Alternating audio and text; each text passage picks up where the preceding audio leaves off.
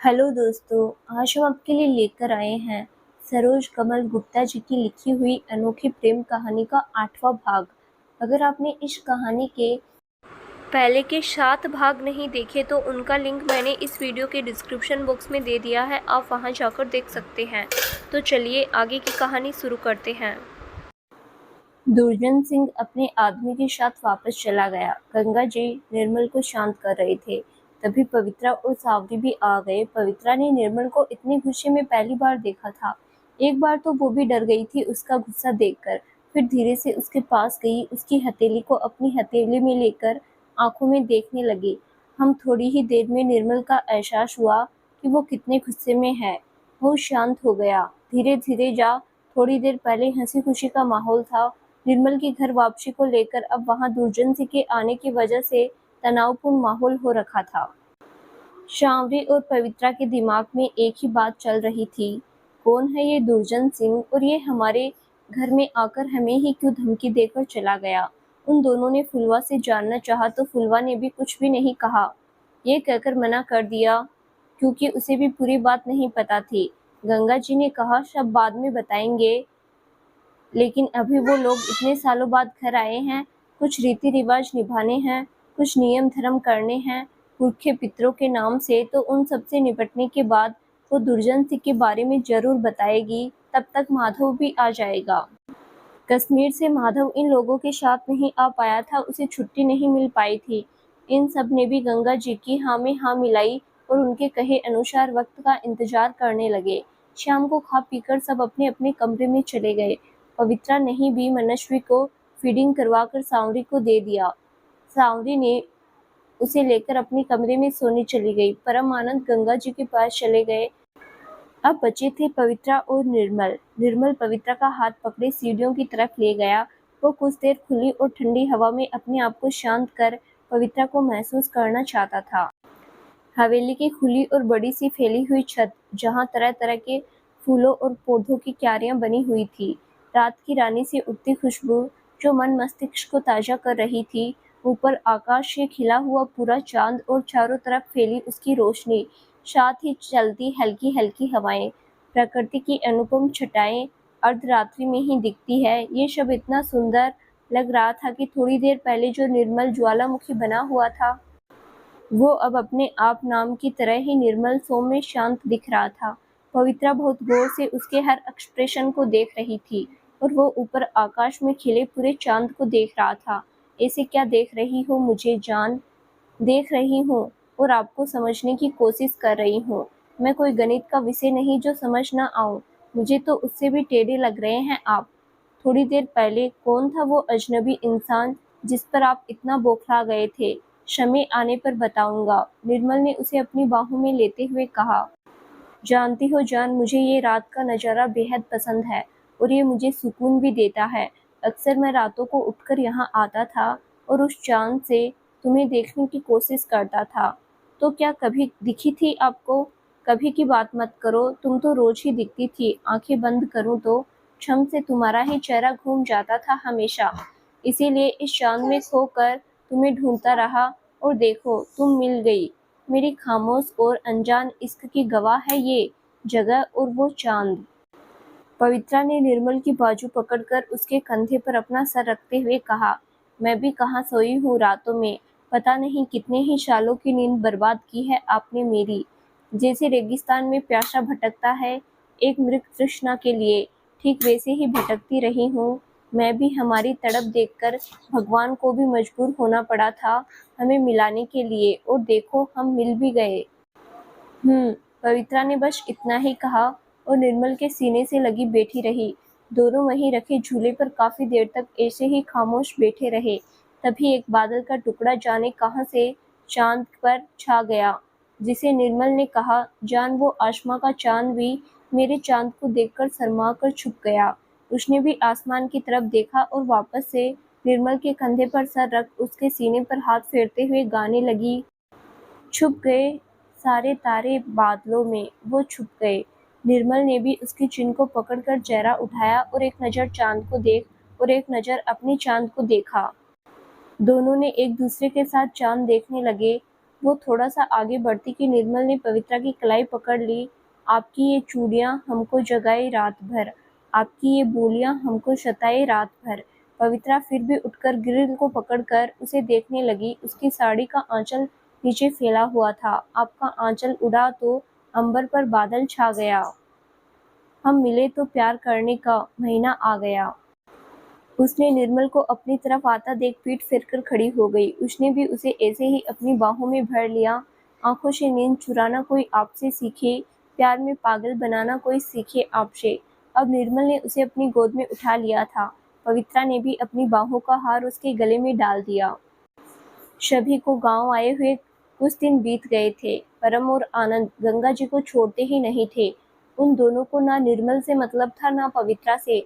दादी दादी करते सारा दिन उनके पीछे लगे रहते थे, क्योंकि गंगा जी उन दोनों को अपनी साह सवारी पुराने जमाने की कार थी। दूसरे जमींदारों के बीच में उनके घर पहली बार आई थी, इसीलिए उसे शाही सवारी कहा जाता था। मैं बिठाकर कभी आम के बाग दिखाने ले जाती, कभी जामुनिया अमरूद के बाग, नदी, तालाब ये सब दिखाने के साथ साथ वो हरे भरे खेतों में भी उन्हें घुमाते। प्रकृति की सुंदरता को देखकर दोनों बच्चे बेहद खुश होते हैं।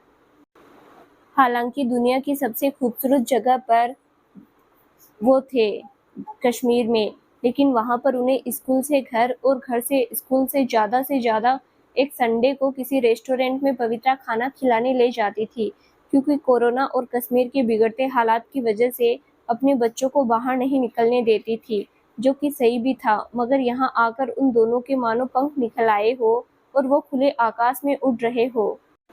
एक दिन ऐसे ही घूमते हुए वो दूसरे गांव में पहुंच गए, जहां एक प्रसिद्ध शिव मंदिर था। गंगा जी ने सोचा जब आ ही गए तो दर्शन करते चले। दर्शन कर घर लौटते हुए शाम होने लगी थी। गाड़ी को खेतों के रास्ते होकर निकलना था, जहां बहुत सारी हरी सब्जियां उगाई गई थी, भिंडी, करेला, घिया और भी बहुत सारी चीजें। उन्हें देखकर फुलवा ने गंगा जी से परमिशन ले सब्जियां तोड़ने लगी। गंगा जी को हवेली से जरूरी फोन आ गया तो उन्होंने अपने साथ हमेशा रहने वाले गज्जू को फुलवा के पास जल्दी घर आने को कहा था। खेत से हवेली 20 मिनट की दूरी पर थी, इसीलिए चली गई। वो बेतहाशा भागते हुए अंधेरे में चल रहे दो लोगों से टकराई। प्लीज मुझे बचा लीजिए, मेरे पीछे गांव के ही कुछ गुंडे लगे हैं। मेरे गज्जू भैया का सर फोड़ दिया है, पता नहीं वो जिंदा भी है या नहीं। प्लीज मुझे बचा लीजिए, मेरे साथ जबरदस्ती करना चाहते हैं। फुलवा बिना रुके बोले जा रही थी। एक की पीठ से लगे हुए उन दोनों ने जब पीछे पलट के देखा तो एक के मुंह से निकला फुलवा। इधर निर्मल परेशान हो भागता हुआ गंगा जी के पास आया। माँ, फुलवा कहाँ है? खेत में रुक गई थी सब्जी तोड़ने के लिए, क्या अभी तक आई नहीं? उन्होंने आंखें बड़ी करते हुए पूछा, क्योंकि रात हो चुकी थी और टाइम भी ज्यादा हो रहा था। निर्मल ने इतना सुना और बिना जवाब दिए भागता हुआ बाहर आया। जैसे ही उसने मेन डोर खोला, सामने डॉक्टर बत्रा और माधव खड़े थे। डॉक्टर बत्रा ने फुलवा को अपनी गोद में उठा रखा था और माधव गज्जू को सहारा देकर अंदर ला रहा था। फुलवा को निर्मल ने जब गौर से देखा तो उसकी आंखें बरसने लगी। उसके चेहरे पर थप्पड़ के निशान थे, थोड़ा नाक से खून निकल रहा था और एक साइड से होंठ भी कटे हुए थे और जगह जगह से उसके कपड़े फट रहे थे। उसकी हालत देखकर निर्मल गुस्से से बौखला उठा था। उसने बंदूक उठाई और बाहर जाने ही वाला था कि गंगा जी की आवाज ने उसे रोक दिया। रुक जाओ नीरू, वो लोग यही चाहते हैं कि तुम जोश में कोई गलती करो, वो बरसों पुरानी कहानी फिर दोहराए। होश से काम लो, कुछ नहीं हुआ हमारी बच्ची को, उसे सिर्फ डराया गया है। इतनी हिम्मत उन नपुंसक को नहीं है जो मेरी बच्ची को मेला कर सके। क्यों डॉक्टर, हम सही कह रहे हैं ना? उन्होंने डॉक्टर बत्रा की तरफ देखते हुए कहा। जी, आप बिल्कुल ठीक कह रहे हैं। ये घबराहट और डर की वजह से बेहोश हो गई है। इसे टॉर्चर किया गया है मगर उस हद तक नहीं पहुंचा गया है। फट्टा बबलू हाँफता हुआ आया। बड़ी माँ, मेरी फुलवा कहाँ है? माँ, तब तक उसकी नज़र डॉक्टर बत्रा की गोद में बेहोश पड़ी फुलवा पर गई। वो चीख पड़ा। उसकी चीख इतनी तेज थी कि हवेली थर्रा गई थी। पवित्रा और सांवरी भी अपने कमरे में जैसे ही बाहर आए, सीधा नजर डॉक्टर बत्रा और माधव पर गई, जिसकी बाहों में बेहोश फुलवा पड़ी थी। बबलू, शांत हो जाओ, कुछ नहीं हुआ है उसे, ठीक है। वो बस हमें डराने के लिए उसे परेशान किया गया है। परेशान नहीं बड़ी माँ, मेरी बहन को दामन को छूने की कोशिश की गई है। जिस हाथ ने भी मेरी बहन को छेड़ा है, कल तक वो सही सलामत नहीं रहेंगे। ये मेरा वादा है आपसे बड़ी माँ, वादा है मेरा। बोलकर उसने डॉक्टर की गोद से फुलवा को ले लिया और अपने कमरे में ले जाकर लिटा दिया। पीछे पीछे सांवरी और पवित्रा भी आ गए। सांवरी अपने साथ अपना फर्स्ट एड बॉक्स ले आई थी। उसने बबलू को बाहर भेज फुलवा के कपड़े चेंज किए। जहाँ जरूरत थी उसे फर्स्ट एड भी किया। चल छोटे, आज कई सालों बाद जंग लड़ने का मौका मिला है, वो भी अपने तरीके से। दुश्मन को भी पता चले कि उसने किसके घर की चौखट लगाने की कोशिश की है। मेरी फूल जैसी बहन पर बुरी नजर और हाथ उठाने की सजा तो मिलनी ही है। चल। गंगा जी ने ऊपर आसमान की तरफ देखते हुए मन में कहा, सुबह तक न जाने कितने लाख शेर गिरने वाले हैं। महादेव और पापियों को मुक्ति देना। नमः शिवाय, नमः शिवाय। आप और डॉक्टर बत्रा यहाँ कैसे, और फुलवा कैसे मिली आप लोगों को? माधव के कमरे के अंदर आते ही सांवरी कई सारे सवाल पूछ डाले थे। मेरे आने से तुम खुश नहीं हो? और दूसरा बात, मुझे मेरी बीवी और बच्ची की बहुत जबरदस्त याद आ रही थी। लास्ट बात, मुझे और डॉक्टर बत्रा को किसी केस के सिलसिले में इलाहाबाद कैंट भेजा गया था। ये ऑपरेशन निपटा कर तुम्हें और बाकी सबको सरप्राइज देने के लिए यहाँ आ ही रहा था कि 4-5 आदमी एक लड़की को दौड़ा रहे थे। वो लड़की भागते हुए हमसे टकराई, खासकर बत्रा सर। बार बार बड़ी हवेली और गज्जू का नाम ले रही थी। उसे पलटकर देखा तो पैरों तले जमीन खिसक गई। ये कोई और नहीं, अपनी फुलवा थी। हमें देखकर वो आदमी वहीं से भाग गए। फिर आगे तो देखा तो गज्जू खून से लथपथ बेहोश पड़ा था। सावी, मुझे पता नहीं क्या आज के हालात देखकर तुम्हारे और पवित्रा के लिए डर लग रहा है। तुम लोग जल्द से जल्द वापस कश्मीर चलो, अब तो बच्चे भी हैं हमारे साथ। माधव ने उसे अपने गले से लगाते हुए कहा। क्या डॉक्टर साहब, आप भी ना फट्टुओं की तरह डरने लगे हैं? अरे आप तो शेर हैं। ये डर शोभा नहीं देता आपके ऊपर। सिर्फ मैं और पावी एक दूसरे से कैसे जुड़े हैं। हम मामूली मामूली बहनें थोड़ी हैं। ये राज आप तो जानते ही हैं। जो आप जानते हैं शायद वो हमारे माता पिता जानते थे, वरना ये राज कोई नहीं जानता। सावी उसके सीने से लगी हुई उसके शर्ट के बटन को खोलते बंद करते हुए अपने रो में कहीं जा रही थी। माधव ने उसे गौर से देखा, बोलती ही जा रही थी। उसने भी आहिस्ता से अपने लबों को उसके लबों से जोड़कर उसे चुप करा दिया। अचानक हुई इस हरकत के लिए वो तैयार नहीं थी। उसकी आंखें फैलकर बड़ी हो गई और अपना एक पैर माधव के पैर पर दे मारा। माधव हड़बड़ाकर पीछे हटा और दोनों लड़खड़ाकर बेड पर गिर पड़े। ये क्या था शावी? और आपने जो किया वो क्या था? वो यह था, कहकर माधव ने एक बार फिर से उसके होठों को लॉक कर दिया। इस पर सावी ने कोई विरोध नहीं किया और चुपचाप उसके स्पर्श को कोशिश करती रही। शायद दूरियां इतनी बेचैन नहीं करती जितनी नजदीकियां बेचैन कर जाती है, और माधव और सांवरी भी इन्हीं बेचैनियों से गुजर रहे थे और अब एक दूसरे की बेचैनियों को शांत कर रहे थे। गंगा जी और पवित्रा फुलवा के पास बैठी हुई थी, जो अब दवाइयों के असर से गहरी नींद में थी, फिर भी रह रहकर चिहुक जा रही थी। डॉक्टर बत्रा को गेस्ट रूम में ठहराया गया था। बबलू और निर्मल का पता नहीं चल रहा था, दोनों कहाँ गए थे। पवित्रा को रह रहकर निर्मल की चिंता हो रही थी, जो बार बार घड़ी की तरफ देख रहे थे। अभी भी सुबह के 4 बजे थे। सुबह तो हो गई थी लेकिन भोर होने में वक्त था अभी। कुछ नहीं होगा हमारे नीरू को। हमें तो चिंता इस बात की है, न जाने कितनी लाशें सुबेरे देखने को मिलेगी। गंगा जी ने इत्मीनान से कहा। माँ, न जाने क्यों मुझे एक अजीब सा डर लग रहा है, जैसे कुछ तो है जो गलत हुआ है और बहुत कुछ ऐसा है जो मुझे मालूम नहीं। डरना चतरानियों को शोभा नहीं देता। और हाँ, गलत तो हुआ है, बल्कि ये कहो कि बहुत गलत हुआ है। और जो तुमसे छुपा हुआ है वो जल्दी ही तुम्हारे सामने आएगा। और एक बात बेटी, चाहे किसी की भी हो, उस पर डालने वाला गलत निगाह और छूने वाले गंदे हाथ सही सलामत नहीं होने चाहिए। अगर ये दहशत हर वेशी के मन में हो जाए तो कभी किसी की बहन बेटी के सर से कोई दुपट्टा खींचने की हिम्मत नहीं करेगा। यही दहशत भरने गया है मेरा नीरू और बबलू। और उन नामर्दों को भी तो पता चले कि जो कल तक छोटे छोटे शावक है, आज वो बब्बर शेर बन चुके हैं, जो उन वेश्यों की छाती को चीरने की हिम्मत रखते हैं। थोड़ी देर तुम आराम कर लो, पूरी रात जागी हो। अभी तुम्हारा शरीर अंदर से कमजोर है। इस तरह से ज़्यादा थकना तुम्हारे लिए और मनस्वी के लिए ठीक नहीं होगा। आराम कर लो। हम जाते हैं, स्नान ध्यान के बाद आएंगे तुम्हें जगाने। लो पकड़ो हमारी राजकुमारी को।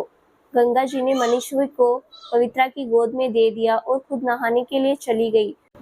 दूसरी तरफ बत्रा भी परेशान था, पूरी रात को सो नहीं पाया था। अचानक से फुलवा का आकर उससे लिपटना और उसकी बाहों में बेहोश हो जाना, उसकी आंखों के सामने फुलवा का मासूम और डरा हुआ चेहरा बार बार घूम रहा था। उसे गुस्सा आ रहा था उन लोगों पर कि कोई कैसे एक मासूम बच्ची पर इतना टॉर्चर कर सकता है। उनके हाथ नहीं करते होंगे, उस पर हाथ उठाते हैं। अगर बोलो इसमें बत्रा के सामने होते तो वो निश्चिंत ही उन्हें अपनी लाइसेंसी रिवॉल्वर से उड़ा देता। उसे गांव के लोगों पर भी गुस्सा आ रहा था, साथ ही निर्मल के घर वालों पर। क्यों नहीं, जब गांव का माहौल पता है तो उन्होंने फुलवा को क्यों जाके ले जाने दिया। एकदम से दिमाग में स्पार्क हुआ। वेट, मैं क्या इतना सोच रहा हूँ। मेरा काम था उसको बचाना, मैंने उसे बचा लिया और उसके घर वालों तक पहुँचा भी दिया। वो ठीक ठाक भी है, फिर मैं इतना क्यों सोच रहा हूँ उसके बारे में। शायद वो पवित्रा की वजह से, वो उसकी रिलेटिव है ना। अभी तो बत्रा ने खुद को समझा लिया, लेकिन क्या सच में वो सिर्फ पवित्रा की वजह से ही फुलवा की चिंता कर रहा था, या ये आने वाले समय की कोई नई दस्तक है। थोड़ी देर बाद पूरी हवेली में शिव तांडव स्रोत गूंजने लगा। पवित्रा जो अभी हल्की नींद में थी, उसके होठों पर मुस्कान तैर गई। उसने मनस्वी को सही से सुलाया और उसके बगल में एक पीलो लगा दिया और वो उठकर बाहर की ओर चल पड़ी। बाहर मंदिर के पास पहुंची तो वहां गंगा जी के साथ वो दोनों भी थे, निर्मल और बबलू। उन्होंने धोती पहनी हुई थी और दोनों ही अपने हाथों में आरती की थाली लिए शिवजी की अर्चना कर रहे थे। मगर उनके साथ कोई और भी था, जिसे देखकर पवित्रा की आंखों में कई सारे सवाल एक साथ उभर आए। यही हाल पीछे खड़ी सांवरी का भी था। पवित्रा जब नहाकर बाहर आई, निर्मल सबको आरती दे रहा था। उसने भी शिव गौरी को प्रणाम कर आरती ली। हमेशा की तरह ही आरती की थाली से निर्मल ने सिंदूर उठा पवित्रा की मांग भर दी। उसने मुस्कुराकर उसके पैर छुए, फिर वो उस तीसरे शख्स की तरफ मुड़कर सैल्यूट करते हुए उन्हें ग्रीट किया। शामली ने भी ऐसा ही किया। उन्हें ऐसा करते देख गंगा जी ने टोका, तुम दोनों दुल्हनों की सलाम हो गई तो इस घर की रीत के अनुसार वो इस घर के खास मेहमान हैं, साथ ही तुम्हारे पिता की उम्र के भी, इसीलिए उन्हें प्रणाम करो। सांवरी ने अजीब सा मुंह बनाया, जिसे सिर्फ पवित्रा ने देखा और उसे चिमटे काटते हुए अपने साथ पैर छूने का इशारा किया। निर्मल जैसे ही कमरे में आया, उसके पीछे पवित्रा भी आ गई। उसने उसे एक नज़र देख अलमीरा में अपने कपड़े देखने लगा, क्योंकि उसने पूजा के करने के लिए सफ़ेद रंग की धोती पहन रखी थी और गमछा ले रखा था, जिससे उसकी मस्कुलर बॉडी उभर कर आ रही थी। पवित्रा जाकर पीछे से लिपट गई। कुछ पल दोनों ऐसे ही खड़े रहे। जब निर्मल को अपनी पीठ पर कुछ गीलापन का एहसास हुआ तो उसने पवित्रा को अपनी पीठ से हटाकर अपने सामने किया। उसका चेहरा आंसू से भरा हुआ था। उसको अपने दिल में एक टीस महसूस हुई। उसने कसकर पवित्रा को अपने गले से लगा लिया। सॉरी जान, इस तरह से जाने के लिए, लेकिन एक भाई होने के नाते मैं खुद को रोक नहीं पाया। सॉरी मत बोलिए राजवंश जी, आपने जो किया ठीक किया, पर कहीं भी ऐसे जाने से पहले बस ये याद रखिएगा, मैंने आपको पाकर खोया है और खोकर दोबारा पाया है, और अब अगर आप मुझसे 1 इंच भी दूर हुए तो। निर्मल ने उसके मुंह पर अंगुली रख आगे बोलने से रोक दिया। खबरदार, जो आगे कुछ भी उल्टा सीधा कहा तो। जान, तुम्हें छोड़कर कहाँ जाऊंगा मैं। तुमने तो मुझे खोकर पाया है, पर मैंने तो तुम्हें मरकर पाया है। अब हम दोबारा मिले हैं तो कभी न बिछड़ने के लिए। हम दोनों ने अपने अपने हिस्से का दुख वियोग काट लिया है। अब मुझे अटूट विश्वास है अपने महादेव पर। जिस तरह शिव गौरी एक साथ है, वैसे ही तुम और मैं एक साथ है, जन्मों जन्मांतर के लिए, क्योंकि हम एक पवित्र बंधन से बंधे हुए हैं। पवित्रा ने उसकी बात सुनकर उसे कसकर पकड़ लिया। निर्मल ने भी उसे खुद से कस के गले से लगा लिया। जान, तुमने मुझे 1 इंच भी दूर होने से मना किया है, पर ऐसे ही तुम मुझसे सटकर खड़ी रही तो मुझे शरारत करने से रोक नहीं पाओगी। आप तो सिर्फ शरारत करेंगे, लेकिन आपके इस रूप को देखकर हमने जो अपने दिल को थाम रखा है उसका क्या। दे जाते हैं हमें ये बेचैनियाँ हर बार सीने से लगाकर। उसका क्या? उसका क्या? निर्मल पवित्रा की बात सुनकर उसे एकटक टुकुर-टुकुर देख रहा था। फिर उसने उसके चेहरे को अपने हाथों में भरकर अपने चेहरे के नज़दीक किया और होठों से होठों को जोड़ दिया। पवित्रा ने उसकी पीठ पर अपनी पकड़ मजबूत कर ली, जिससे उसके नाखून निर्मल की पीठ में चुभ रहे थे, मगर अभी वो इससे बेखबर था। डाइनिंग एरिया में बैठकर सब नाश्ता कर रहे थे, शिवाय माधव और डॉक्टर बत्रा के। और फुलवा, वो अभी तक सो रही थी। सांवरी और पवित्रा के मन में एक ही सवाल चल रहा था, उस तीसरे शख्स को लेकर। आखिर पवित्रा से रहा नहीं गया, उसने पूछ ही लिया, शेखावत सर, आपका यहाँ अचानक आना, मतलब इनके लिए कोई फिर से काम है क्या? ये बोलते हुए पवित्रा के शब्द और होठ दोनों कांप रहे थे, जिसे वहां बैठे प्रत्येक व्यक्ति ने महसूस किया था। सांवरी ने कसकर उसका हाथ थाम लिया था टेबल के नीचे से। क्या सिर्फ काम के चक्कर में आना जाना होता है? मैं भी यहाँ छुट्टी पर आया हूँ अपने दोस्त के घर, उसके बच्चों से मिलने।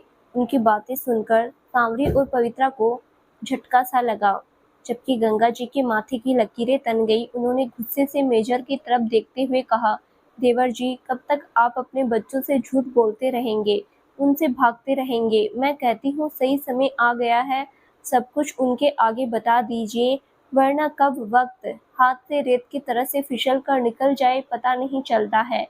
आज मेरा बेटा मेरे सामने होते हुए भी अनजानों की तरह मुझे देखता है, कलेजा करता है मेरा। और यह सब सिर्फ हुआ है आपकी वजह से, मेरी जान से प्यारी सखी। आप चाहते हो तो बता सकते थे, लेकिन नहीं, आपके ऊपर तो फर्ज का भूत सवार था। निभाया आपने अपना फर्ज बहुत अच्छे तरीके से। सरकार ने मेडल मिली आपको, लेकिन मेरी सखी चली गई, उसकी दोनों बच्चियां तितर-बितर हो गई। इसका जिम्मेदार कौन है बताइए? उस आदमी से मुझे जलना था, उससे मेरी बर्बादी होनी थी, लेकिन उसने ले ली। तभी सांवरी एकदम से चीख उठी थी, सबकी बातें सुनकर। आग, कैसी आग? और ये किसकी बातें कर रहे हैं आप लोग? मुझे क्यों ऐसा लग रहा है कि आप सबकी बातें कहीं न कहीं मुझसे और पावी से जुड़ी हुई है। सांवरी अचानक से पैनिक हो गई थी। सांवरी के पैनिक होते ही पवित्रा भी बेचैन हो उठी। पवित्रा सांवरी को शांत करने की कोशिश करने लगी। बड़ी दुल्हन, क्या हुआ? छोटी दुल्हन को गंगा जी ने पूछा। माँ, इसे आग से डर लगता है, इसीलिए मैं कभी भी इसे किचन या आग का कोई काम नहीं करने देती, पवित्रा ने कहा। लेकिन हमने देखा है मंदिर में दिया बाती तो बहुत आराम से कर लेती है, चाय नाश्ता भी बनाते देखा है। वो इसीलिए माँ, क्योंकि शावरी के साथ हमेशा कोई न कोई रहता था और ये बेहद हल्के-फुल्के मूड में रहती थी। लेकिन कोई बात इसे मानसिक रूप से परेशान करे तो इसका फोबिया बढ़ जाता है, जैसे अभी। माधव ने आते हुए कहा, पवित्रा तुम ठीक हो? माधव ने एक नज़र घबराई हुई पवित्रा पर डाला, जिससे निर्मल का भी ध्यान पवित्रा की तरफ चला गया। वो सच में बहुत घबराई हुई लग रही थी। निर्मल उसे इस तरह घबराता हुआ पहली बार देख रहा था। वो उठकर सीधा पवित्रा के पास आया और उसे अपने सीने से लगा लिया। इन दोनों की ऐसी हालत देखकर वहां सब हैरान थे, सिर्फ दो शख्स को छोड़कर। एक माधव, जो शायद ये सब बहुत पहले से जानता था, और दूसरे थे मेजर शेखावत। उनके चेहरे के हाव भाव बता रहे थे कि वो अच्छी तरह से वाकिफ थे इन दोनों की हालत से क्यों ऐसी है। देवर जी, इससे पहले कोई और अशुभ घटना घटे, आप बच्चों को उनकी सारी सच्चाई बता दीजिएगा, गंगा जी ने विनीत भाव से कहा। आप ठीक कह रही हैं भाभी, लेकिन इसके सूत्रधार आप हैं, इसीलिए शुरू आप कीजिए। जहां मेरी जरूरत होगी वहां मैं बोलूंगा, मेजर सर ने कहा। गंगा जी ने निर्मल की तरफ देखा, उसने भी हाँ में पलकें झपका दी। हमें भी पूरा सच जानना है बड़की माँ, फुलवा और बबलू दोनों ने एक साथ अंदर आते हुए कहा। हाँ हमारे बच्चों, तुम दोनों के लिए ही तो अपने पुराने घाव फिर से कुरेदने जा रही हूँ। उन्होंने अपनी दोनों बाहें फैलाकर बबलू और फुलवा को अपने सीने से लगा लिया। सांवरी ये शब्द देख पवित्रा के हाथों को मजबूती से पकड़ लिया। सांवरी ने भी उसके हाथों को थाम शांत रहने का इशारा किया। गंगा जी ने कुछ तस्वीरों की तरफ इशारा कर बोलना शुरू किया। नीरू के दादाजी दो भाई थे, भैरव प्रताप सिंह, उग्र प्रताप सिंह। इस पूरी जागीर के वारिस बड़े होने के नाते उत्तराधिकारी उग्र प्रताप थे, लेकिन इसके अलावा उनके पास कोई गुण नहीं था। वो अपने नाम के ही अनुरूप छोटी-छोटी बातों पर भी नौकरों और मजदूरों की हत्या कर देते थे। किसी भी लड़की या स्त्री पर उनकी नज़र पड़ जाए, अगले पल वो उनके बिस्तर पर होती थी। उनकी दहशत इतनी बढ़ गई थी कि मजदूरों ने अपनी बहन-बेटियों को खेत पर काम करना तो दूर घर से भी नहीं निकलने देते थे। हवेली भी धीरे-धीरे नौकरों से खाली होने लगी। ये बात बड़े जमींदार साहब तक पहुंच चुकी थी और वो बहुत दुखी हुए ये सब सुनकर, क्योंकि वो एक उदार किस्म जमीन से जुड़े रहने वाले व्यक्ति थे। फिर उन्होंने एक अहम फैसला लिया। नेहरू के दादाजी यानी भैरव प्रताप सिंह उस वक्त मिलिट्री में जाने की तैयारी कर रहे थे, क्योंकि उनका सपना था कि वो देश की सेवा करे, लेकिन तकदीर को कुछ और ही सोचे बैठी थी। बड़े जमींदार साहब उनके पास आए और उनकी सारी स्थितियों से उन्हें अवगत कराकर मिलिट्री में जाने से रोक दिया। उन्हें भी ये समझाया, मिट्टी की सेवा करनी है तो जमींदार बनके भी कर सकते हैं। वहाँ सैकड़ों लोग हैं धरती माँ को बचाने के लिए, लेकिन यहाँ तुम्हारी ज्यादा जरूरत है, और उसको ग्रुप ए राक्षस से बचाने के लिए कोई और है भी नहीं तुम्हारे अलावा। मैं बूढ़ा हो चुका हूँ, मेरे शरीर में भी इतनी ताकत नहीं कि मैं उसका मुकाबला कर सकूं, क्योंकि अब हम जो करने जा रहे हैं उसके परिणाम स्वरूप वो हम पर पलटवार जरूर करेगा। उसके बाद बड़े जमींदार साहब ने सबके सामने भैरव प्रताप को जागीर का उत्तराधिकारी घोषित कर दिया और सारे अधिकार उन्हें दे दिए। साथ ही उग्रसेन को युवराज होने के सारे अधिकार ले लिए। बड़े जमींदार ने उन्हें एक चेतावनी दी, विधि यदि उनकी पसंद की लड़की से उन्होंने शादी की और ठीक से गृहस्थ जीवन निभाया तो जागीर में से आधा हिस्सा मिलेगा, नहीं तो उन्हें कुछ भी नहीं मिलेगा और राज्य से निकाल दिया जाएगा, वो अलग। जिसे सुनकर उग्र बौखला गए, लेकिन उनके अंदर एक कूटनीतिज्ञ भी था जिसने समय की नजाकत को समझते हुए बड़ी जमींदार साहब की सारी बातें मानी और उनकी पसंद की लड़की से शादी भी कर ली और आधी जागीर भी हथिया ली, और समय के साथ उनके एक बेटा हुआ जिसका नाम उन्होंने रखा दुर्जन सिंह। माँ, कहीं ये वही दुर्जन सिंह तो नहीं जो उस दिन हवेली में आकर आपको धमकी दे रहे थे? पवित्रा ने पूछा। हाँ बड़ी भाभी, ये वही दुर्जन सिंह है, बबलू ने कहा। गंगा जी फिर आगे बताने लगती है। बेटे के जन्म लेते ही जैसे ही उग्र प्रताप सिंह की मुंह मांगी मुराद पूरी हो गई हो, तो फिर अपने पुराने रंग में वापस आ चुका था। वही निर्दोष लोगों की हत्या करना, कोठों पर दिन रात गुजारना और मासूम औरतों की इज्जत से खिलवाड़ करना, जिसे अब चाहकर भी ना बड़े जमींदार रोक सकते थे, ना ही भैरव प्रताप सिंह रोक सकते थे, क्योंकि संपत्ति के मुंह से उन्हें बांधा गया था। लेकिन बेटा होते ही उसे वो हथियार मिल गया था जिससे बड़े जमींदार साहब पर वार किया जा सके। पिता की संपत्ति में बेटे का अधिकार हो या ना हो, लेकिन पुश्तैनी संपत्ति में पोते का अधिकार जरूर होता है। इसी के सहारे वो अपनी दहशत फैलाने लगे और पहले से दोगुना बेसी हो चुके थे। उग्र प्रताप सिंह की उग्रता और अमानवीय व्यवहार को देखकर उनकी पत्नी ने आत्महत्या कर ली थी, फिर भी उन्हें कोई फर्क नहीं पड़ता था। अब दुर्जन सिंह बिना माँ के चलने फिरने लगे थे। कहते हैं ना, पूत के पांव पालने में ही दिख जाते हैं, तो दुर्जन सिंह अपने पिता से भी 2 कदम आगे था। इसका पिता उग्र सिंह की मौत पर चला दूसरे गांव की एक औरत के साथ दुष्कर्म करने पर वहां के जमींदार ने उन्हें सरेआम घेरकर गोली मार दी, क्योंकि उग्र सिंह एक आदमखोर जानवर बन चुका था। और वही हुआ भी। आसपास के 10 गांव की महापंचायत में ये निर्णय लिया गया कि कैसे भी उग्र सिंह को खत्म किया जाए। बोलते हुए गंगा जी ने रुक गई। फिर क्या हुआ माँ? शावरी ने पूछा। जिसने उग्र सिंह की हत्या की थी, उन ठाकुर के घर में घुसकर दुर्जन सिंह ने उन्हें काट डाला था और उनकी 14 साल की बेटी के साथ बलात्कार कर उसे मौत के घाट उतार दिया था। उस वक्त वो खुद 14 साल का था और ये उसका पहला जुर्म था। उसे 5 साल के लिए बाल सुधार गृह भेज दिया गया। इधर भैरव सिंह की भी 2 संतानें, प्रबल और निर्भय, बीतते समय के साथ बड़े होने लगे। प्रबल प्रताप सिंह मेरे पति और नीरू के पिता, और निर्भय प्रताप बबलू और फुलवा के पिता। प्रबल जी यानी नीरू के पिता जमीन से जुड़े रहने वाले इंसान थे, खेत किसान, और सबसे ज्यादा उन्हें दंगल लड़ना पसंद था। ऐसे ही एक दंगल में पहली मुलाकात हुई थी और उसी दंगल में किसी गिद्ध की दृष्टि भी हम और हमारी जान से प्यारी सखी नंदिनी के साथ मेले में दंगल प्रतियोगिता रखी गई थी और वो प्रतियोगिता करवाने वाले हमारे चाचा जी थे, क्योंकि वो खुद एक बहुत ही शूरवीर पहलवान थे। पूरे उत्तर प्रदेश में उनके नाम का डंका बजता था और इस प्रतियोगिता में हिस्सा लेने आसपास के गांव के साथ बाहर से भी लोग आते थे। इस बार इस प्रतियोगिता में ठाकुर प्रबल प्रताप और दुर्जन सिंह ने भी हिस्सा लिया था। दुर्जन सिंह जेल से लौटा था, उसे अपनी ताकत को खौफ लोगों को दिखाना था, जबकि प्रबल सिंह ये बताने उतरे थे दंगल में दुर्जन सिंह की दुष्टता अब नहीं चलेगी, चाहे जमींदार हो या नौकर मजदूर बुराई के आगे नहीं झुकेगा। खैर दंगल शुरू हुआ, जिसकी उम्मीद भी नहीं थी वो हुआ। दुर्जन सिंह प्रबल सिंह से हर चीज में दोगुना था, उम्र, शहद, दाव, पेंच, मक्कारी, लेकिन वो हार गया और उसे हरा दिया प्रबल सिंह के जज्बे ने। कहावत है ना, मन के हारे हार है, मन के जीते जीत। तो बस एक मौका ऐसा आया जहां पर प्रबल सिंह ने दाव देकर उसे चारों खाने चित कर दिया और वो हार गया। जब इनाम दिया जाने लगा तो हम पहले ही सखी के साथ और चाचा जी के साथ स्टेज पर बैठे थे। तभी प्रबल सिंह और दुर्जन सिंह दोनों ही प्रथम और द्वितीय पुरस्कार लेने के लिए आए और दोनों की ही नजरें हम पर टिक गई।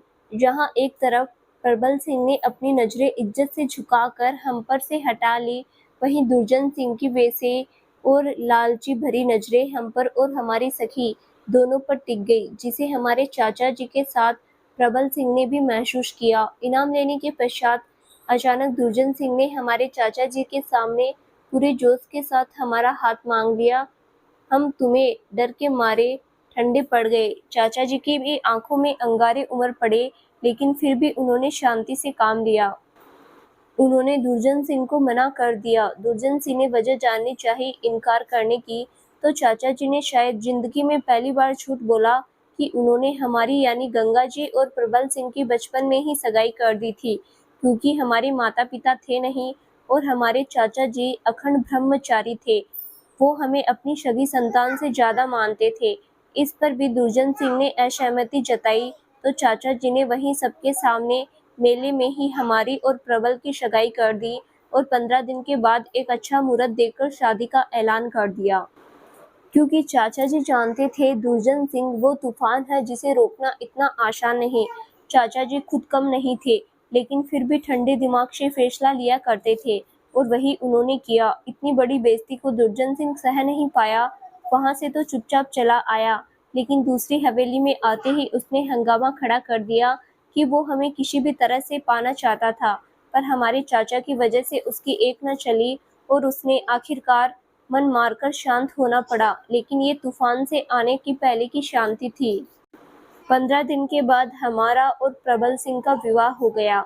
उस विवाह में शामिल होने के लिए प्रबल सिंह के छोटे भाई, उस समय मिलिट्री में थे, प्रखर सिंह और उनके एक दोस्त पारस सिंह सिसोदिया आए हुए थे।